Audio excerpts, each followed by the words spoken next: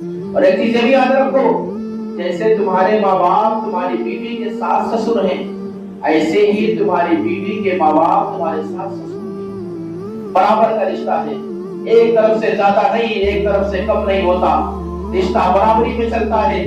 تو جیسے تم چاہتے ہو کہ تمہاری بیوی تمہارے ماں باپ کی تعظیم کرے، عزت کرے، ایسے تم بھی اپنی بیوی کے ماں باپ کی عزت کرو، اس کی تعظیم کرو۔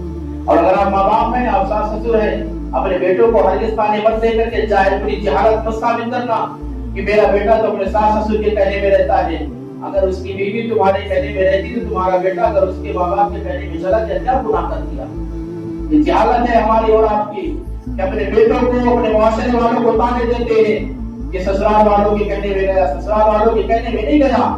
اگر اس کی بیوی تمہاری عزت کرتی ہے تو جیسے اس ماں باپ کی بیٹی پر یہ ضروری تمہارے بیٹے نے کر دیا میرے ماں باپ کی تعظیم کر، کیا تمہارے بیٹے پر یہ لازم نہیں کہ اس کے ماں باپ کی تعظیم کرے؟